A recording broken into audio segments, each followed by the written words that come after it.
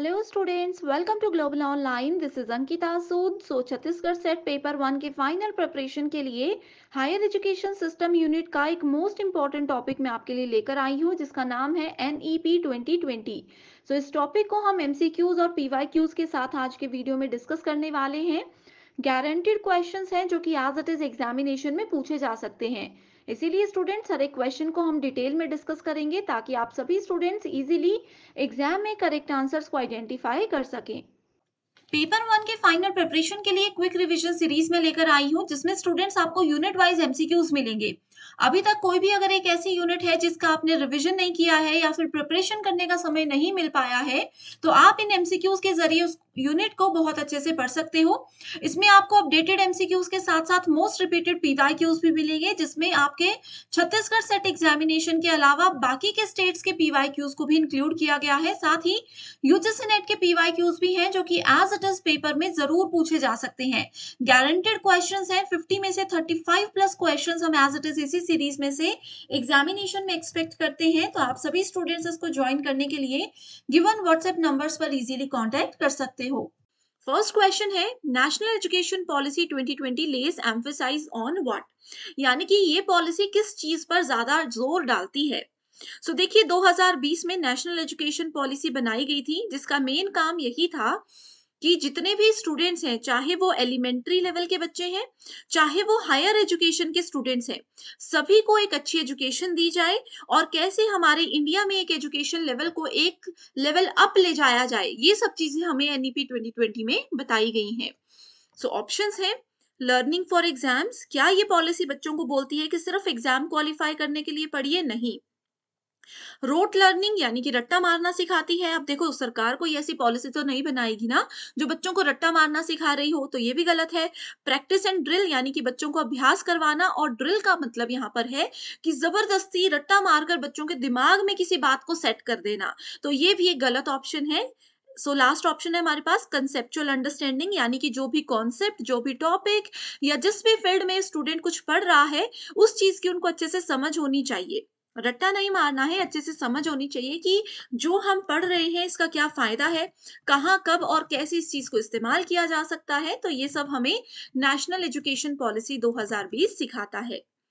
अगला क्वेश्चन है, the new education policy is based on some pillars, how many pillars does it have.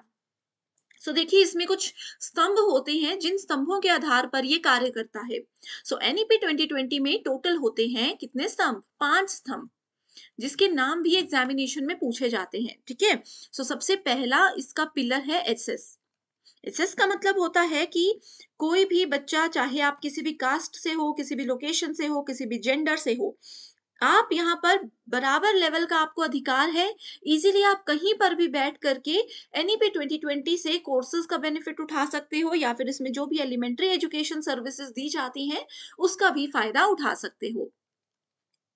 दूसरा है equity. SS का मतलब होता है पहुंच। ठीक है, इक्विटी हमें बोलती है कि हर एक स्टूडेंट जो भी एनईपी 2020 के अंडर आता है, उसको इंडिविजुअलाइज्ड सपोर्ट दिया जाएगा, यानी कि व्यक्तिगत तौर पर उसकी मदद की जाएगी। उनको कोई भी दिक्कत आ रही है, कुछ भी है, तो एनईपी कहता है कि उनका जरूर हम मदद करेंगे। तीसरा इंपॉर्टेंट पॉइंट है क्वालिटी। इसमें हमेशा क्वालिटी एजुकेशन दी जाती है, जो कि एक स्टूडेंट को एग्जाम क्वालिफाई करने के साथ साथ ये भी बताती है कि जो आप पढ़ रहे हो वो रियल लाइफ में कहाँ पर आपके काम आएगा। चौथे नंबर पर आता है अफोर्डेबिलिटी। अफोर्डेबिलिटी हमें कहता है कि ये बिल्कुल फ्री ऑफ कॉस्ट है। चाहे कोई स्टूडेंट गरीब परिवार से है तो ज्यादा महंगी एजुकेशन नहीं ले सकते, तो इसीलिए एनईपी 2020 कहता है कि ये सबके लिए अफोर्डेबल है। कोई भी इसमें कोर्सेज को इजीली फॉलो कर सकता है। स्पेशली ये जो फ्री एजुकेशन है वो 3 से 18 साल तक के बच्चों को दी जाती है। एंड पांचवा पिलर है अकाउंटेबिलिटी। अकाउंटेबिलिटी हमें बोलता है कि एक स्कूल या एजुकेशनल इंस्टीट्यूशन चलाने के लिए कोई भी जो प्रोसीजर और पॉलिसीज होती है, ये उन सबको फॉलो करता है, और जितने भी इम्प्रूवमेंट्स की अगर समय के साथ साथ जरूरत पड़ती है, तो उन इम्प्रूवमेंट्स को भी ये अच्छे से फॉलो करेगा। That is called accountability. तो ये 5 पिलर्स हैं जिनके नाम एग्जाम में जरूर आते हैं। आप सभी स्टूडेंट्स को पेपर वन में हेल्प करने के लिए एक फ्री टेलीग्राम ग्रुप में लेकर आई हूँ। Ankita Sood paper one NET SET preparation नाम से आप इसको सर्च कर सकते हैं। एंड स्टूडेंट्स, इस ग्रुप की खास बात यह है कि आपको कोई भी गाइडेंस चाहिए, आप कोई भी सवाल मुझसे पूछना चाहते हो तो डायरेक्टली मुझसे यहाँ पर कांटेक्ट कर सकते हैं। साथ ही जो भी मेरी क्लासेस रहती है उनके पीडीएफ्स और लिंक्स आपको मिलते रहेंगे ताकि आपकी कोई भी क्लास मिस ना हो। एंड बहुत आसानी से आप सभी पेपर वन में एटलीस्ट 100 में से 80 प्लस स्कोर कर सकें। तो आपके प्रॉपर गाइडेंस के लिए ये चैनल बहुत इंपॉर्टेंट है, इसको जरूर आप सबको फ्री में ज्वाइन कर लेना है। अगला क्वेश्चन है, which of the following is not an initiative on NEP priorities. So not an initiative बोला है, सो एनईपी की कुछ प्रायोरिटीज हैं, इन्होंने अपनी कुछ प्राथमिकताओं को अरेंज किया था। इसमें से कौन सी एनईपी की प्राथमिकता नहीं है? निपुण भारत, विद्या प्रवेश, नीति आयोग या फिर बाल वाटिका। तो ये बहुत इंपॉर्टेंट क्वेश्चन है। निपुण भारत में निपुण का फुल फॉर्म होता है, एग्जाम में पूछा जा सकता है, national initiative for proficiency. Okay, so ये आपके एनईपी 2020 की प्रायोरिटी में आता है। इसके बाद है विद्या प्रवेश। विद्या प्रवेश भी एनईपी 2020 के रूल्स को ही फॉलो करता है। And then we have NITI Aayog. NITI Aayog में नीति आयोग जो है ये किसी भी तरीके से एनईपी 2020 को फॉलो नहीं करता। ये एक apex and advisory non statutory public policy think tank है। ज्यादा डिटेल में हम अभी नहीं जाएंगे, नीति आयोग पे एक सेपरेट वीडियो लेकर आऊंगी। अभी सिर्फ इतना याद रख लीजिए कि ये एक थिंक टैंक है जो कि एनईपी पॉलिसीज को फॉलो नहीं करता। एंड लास्ट है आपके पास बाल वाटिका। बाल वाटिका एक ऐसा प्रोग्राम है जो कि ग्रेड 1 से लेकर के उससे पहले के जो बच्चे होते हैं, क्लास फर्स्ट से छोटे बच्चे जो होते हैं, उन सब के रीडिंग, राइटिंग और ओवरऑल डेवलपमेंट में मदद करता है। सो करेक्ट आंसर है ऑप्शन नंबर 3। अगला क्वेश्चन है, national education policy 2020 recommends what. So ये किस चीज पर फोकस करता है? ये फोकस करता है मल्टीलिंगुअलिज्म, यानी कि बहुभाषीयता में। इसमें बहुभाषीयता का मतलब ये होता है कि आप लोगों की जो मदर टंग है, ये कहते हैं कि जिस भी स्टेट से आप बिलोंग करते हो, आपकी मदर टंग को ध्यान में रखते हुए ही आप लोगों को चीजें सिखाई जाएंगी। ठीक है, जैसे मान लीजिए आप महाराष्ट्र से हो, सो एनईपी 2020 बोलता है कि 5th क्लास तक के जो बच्चे हैं, एटलीस्ट उन स्टूडेंट्स को उनकी मदर टंग में ही पढ़ाया जाए। ओके, सो ये मल्टी लिंगुअलिज्म होता है। अगला क्वेश्चन है, which of the following has not been promoted by national education policy 2020 in context of education of student with disability. So इसमें कहा है कि एनईपी 2020 में ऐसी कौन सी वो चीज नहीं है जो कि प्रमोट नहीं की जाती, जो कि एनईपी 2020 के द्वारा related to students with disability. Okay, विकलांग छात्रों से रिलेटेड एनईपी किन चीजों पर ध्यान नहीं देता, बस ये इसमें पूछा है। ऑप्शंस है appropriate infrastructure, one-on-one teachers and tutors, compulsory special education and suitable technological interventions. Okay, so इस क्वेश्चन का करेक्ट आंसर है option number 3, that is compulsory special education. अब देखिए स्टूडेंट्स, एनईपी कभी भी नहीं बोलता कि विकलांग बच्चों को कंपल्सरी स्पेशल एजुकेशन दी जाए। इनको यही होता है कि एक विकलांग बच्चे पर एक टीचर प्रोवाइड करवाया जाए, एक ट्यूटर प्रोवाइड करवाया जाए। ठीक है, पीयर ट्यूटरिंग पर ये फोकस करता है, यानी कि बच्चे आपस में ही बातचीत के थ्रू, गेम्स के थ्रू सीखें। ऐसा नहीं है कि इनको कोई स्पेशल एजुकेशन अलग से दी जाए और इनको कुछ अलग फील करवाया जाए। ये चीजें एनईपी में लिखी गई हैं। अगला है, according to NEP 2020 what is the full form of ECCE. So ECCE का मतलब होता है early childhood care and education. Direct definition याद रखिए, डिटेल में जाने की जरूरत नहीं है। Next question is National Education Policy 2020 proposes pedagogical shift from what to what. So देखिए, एनईपी 2020 कौन सी चीज से किस दूसरी चीज पर शिफ्ट हो गया है पेडागोजिकली? सो ऑप्शंस है कंस्ट्रक्टिविज्म से बिहेवियरिज्म, यानी कि रचनावाद से आचरण पर, रोट लर्निंग से कॉन्सेप्चुअल अंडरस्टैंडिंग, ये हमने अभी पढ़ा था कि रट्टा मारते थे पहले, लेकिन अभी कॉन्सेप्ट लर्निंग पर ध्यान दिया जा रहा है। तीसरा ऑप्शन देखते हैं, इंक्वायरी बेस्ड लर्निंग से ड्रिल एंड प्रैक्टिस। सो अभी हमने देखा था कि ड्रिल वाला काम तो बिल्कुल भी एनईपी जो है वो नहीं मानता है। Assessment for learning to assessment of learning सीखने के लिए मूल्यांकन करना या सीखने का मूल्यांकन करना। सो आप लोगों को अब तक आंसर मिल चुका होगा, दैट इज ऑप्शन नंबर 2। ये बोलता है कि पहले जो रट्टा मारकर बच्चों को स्कूल्स में पढ़ाया जाता था, वो चीज़ अब नहीं होगी। स्पेशली हिस्ट्री के जो टीचर्स रहते थे, मैक्सिमम टाइम्स हिस्ट्री ऐसे ही पढ़ाई जाती थी। अभी क्या है कि बच्चों को कॉन्सेप्चुअल अंडरस्टैंडिंग पर फोकस करवाना है, ओके? अगला है national education policy 2020 proposes what. So ये क्या-क्या चीज़ों का प्रस्ताव देती है? Reduction in content of school curriculum, ये बोलती है कि स्कूल का जो पाठ्यक्रम है उसमें थोड़ी-सी सिलेबस कम कर दिया जाए, थोड़ा-सा, ताकि बच्चों को थोड़ा हल्का हो जाए। तो ये भी बोलती है कि थोड़ा चाहे कम सिलेबस हो, रिडक्शन हो जाए उनके कंटेंट में, लेकिन अच्छा कंटेंट हो। दूसरी चीज आ जाती है increased flexibility of school curriculum, यानी कि स्टूडेंट्स को किन सब्जेक्ट्स में इंटरेस्ट है, उस अकॉर्डिंग उनको वो फ्लेक्सिबिलिटी मिलनी चाहिए, बिल्कुल सही। तीसरा है एम्फेसाइज ऑन रोट लर्निंग, तो ये तो बिल्कुल भी नहीं है। चौथा ऑप्शन बोलता है emphasis on critical thinking. Okay, तो क्रिटिकल थिंकिंग बच्चों की बढ़ानी चाहिए, बच्चों को गेम्स के थ्रू, ठीक है, पजल्स के थ्रू चीजें सिखाई जानी चाहिए, ताकि वो अच्छे से पढ़े और क्रिटिकल थिंकिंग भी उनकी एनहांस हो। सो करेक्ट आंसर है 1, 2 and 4, that is option number 3। अगला क्वेश्चन है as per NEP 2020 professional standard setting bodies will be the member of the following. So ये किसके मेंबर होते हैं, ये इस क्वेश्चन में पूछा गया है। ठीक है, सो ये पूछा गया है, आंसर ऑप्शंस है national accreditation council, higher education grant council, national higher education regulatory council, या फिर जनरल एजुकेशन काउंसिल। सो जब भी हम एनईपी की बात करते हैं तो बिना सोचे समझे आप डायरेक्टली जा सकते हो जनरल एजुकेशन काउंसिल पे।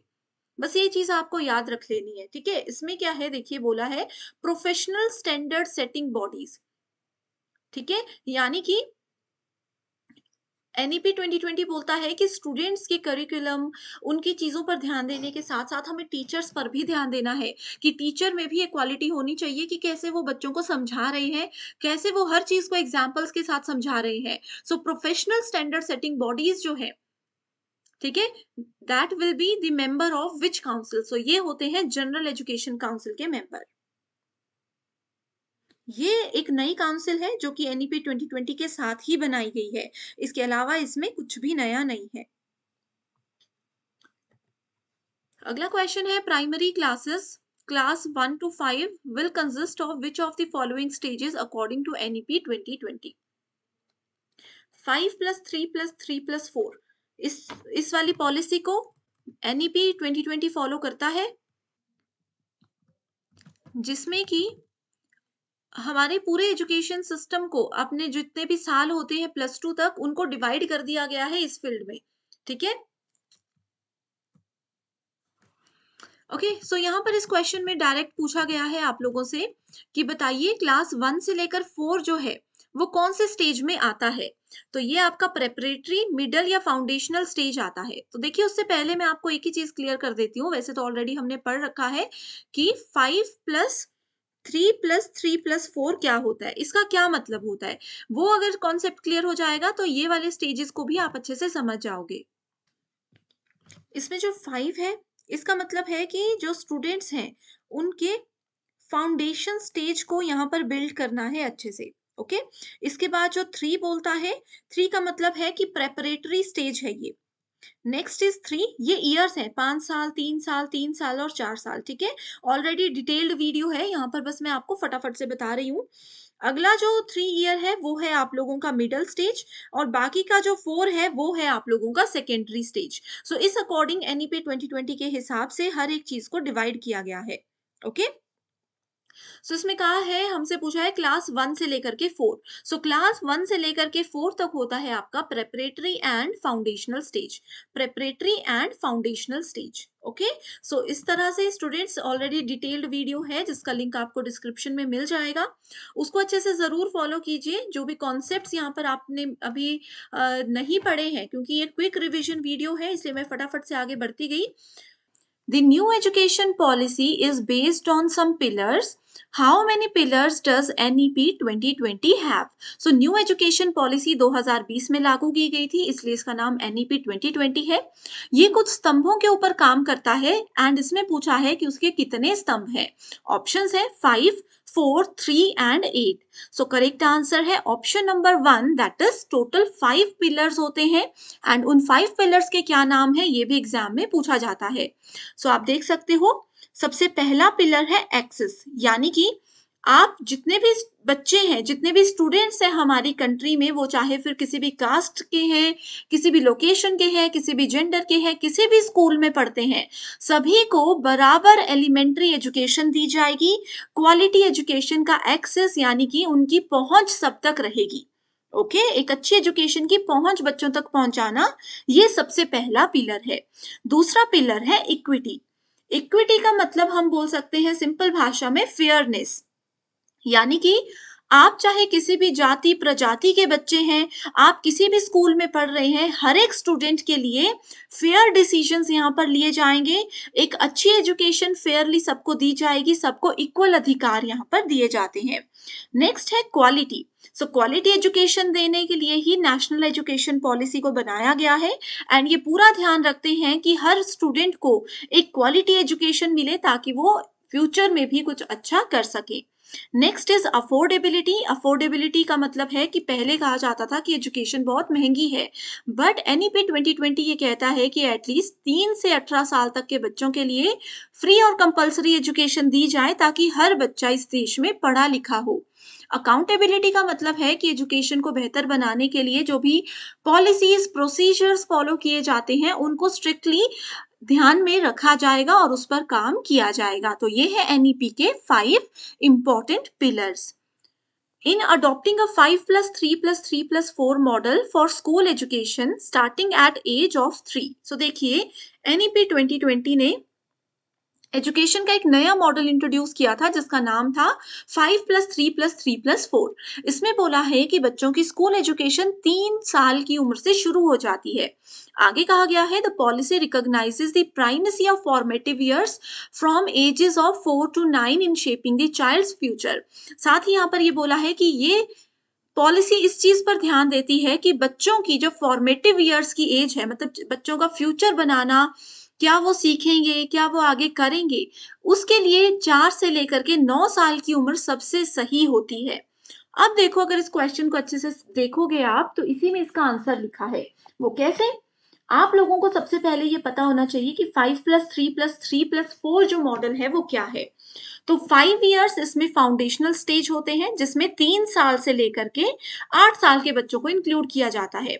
उसके बाद ये वाला जो 3 है ये आता है आपका प्रेपरेटरी स्टेज जिसमें 8 साल से लेकर 11 साल के बच्चे होते हैं। अगला है मिडिल स्टेज जिसमें 11 से 14 साल के बच्चे होते हैं, ये वाला 3 है।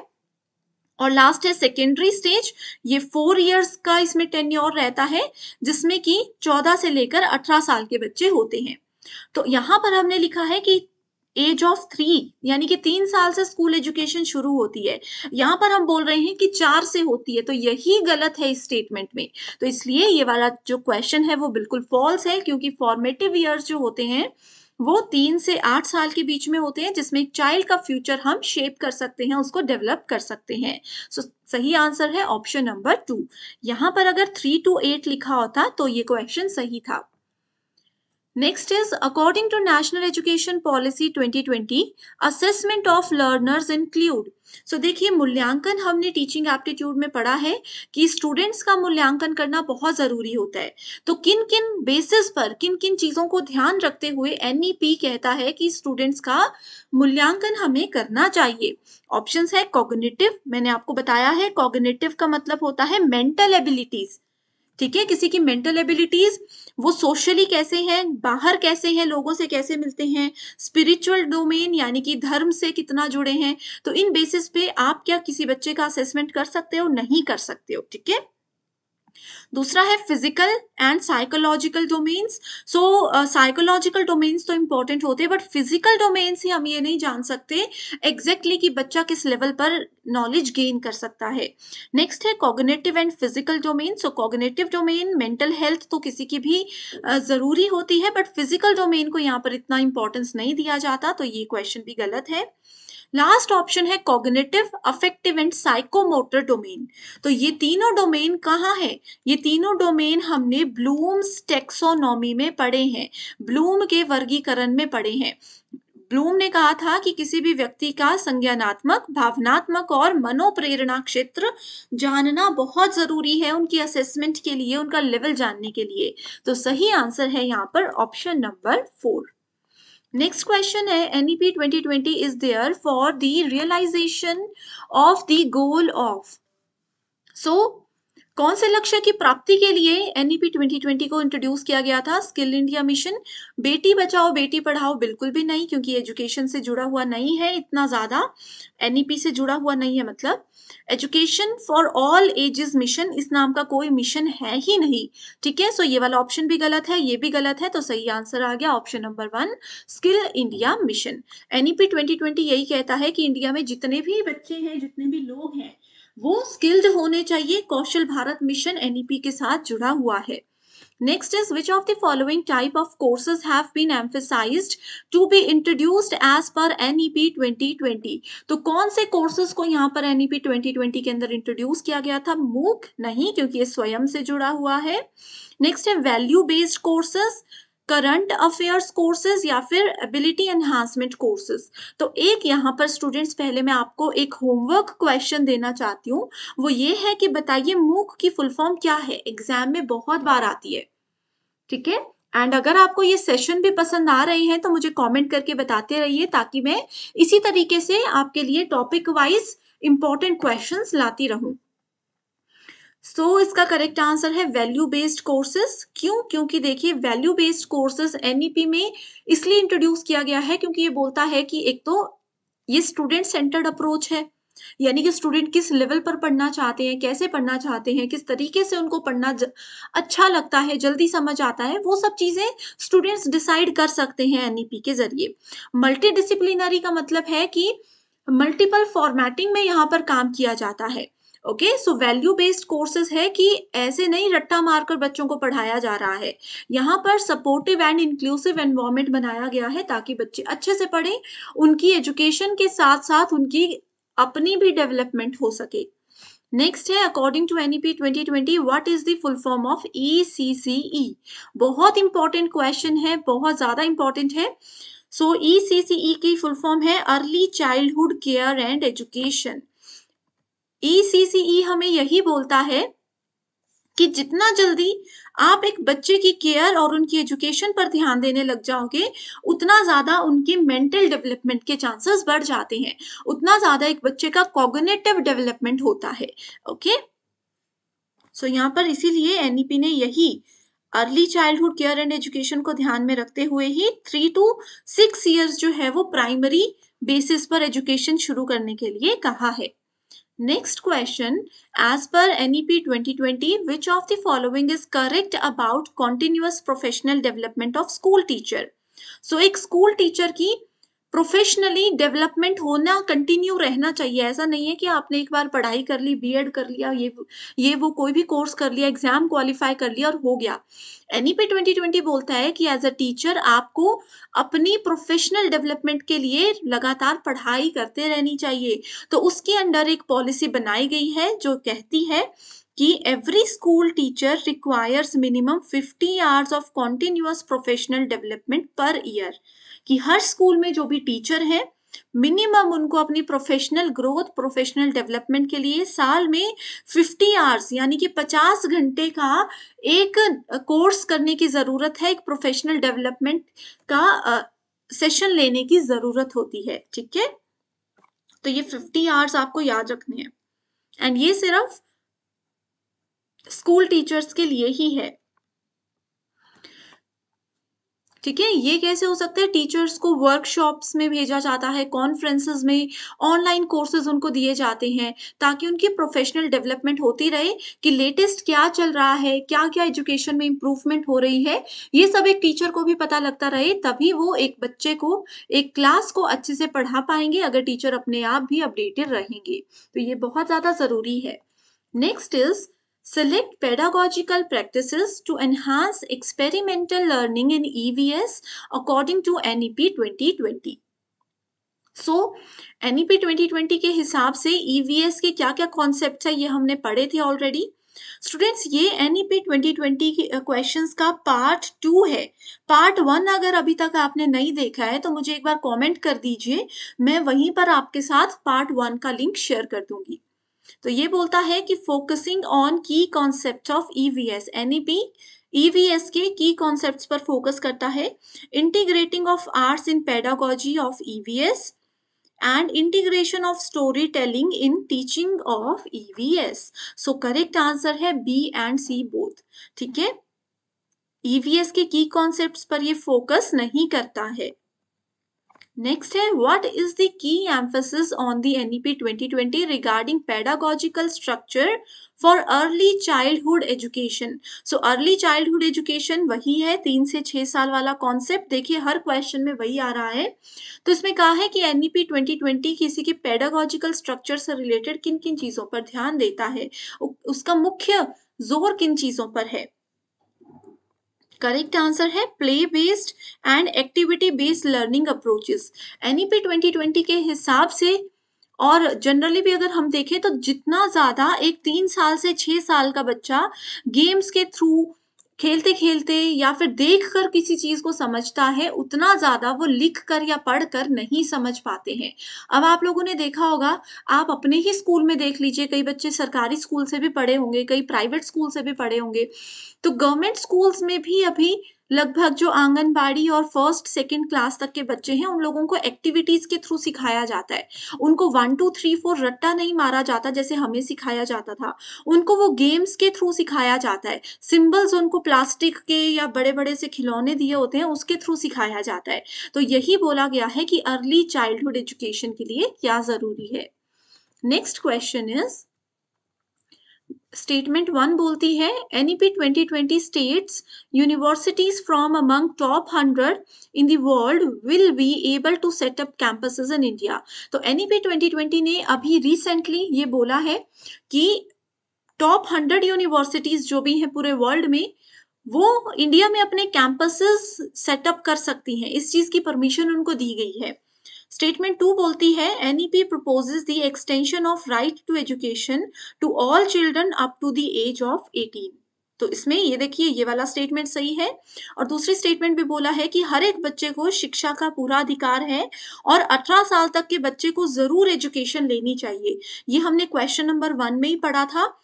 5+3+3+4 वाला जो फंडा मैंने आपको बताया वो यही था कि 3 साल से लेकर 18 साल के बच्चों के लिए एजुकेशन का प्लान NEP 2020 के अंदर है। तो दोनों स्टेटमेंट्स क्या हैं, बिल्कुल सही है एंड ये एग्जाम में बहुत बार एज इट इज पूछी गई हैं।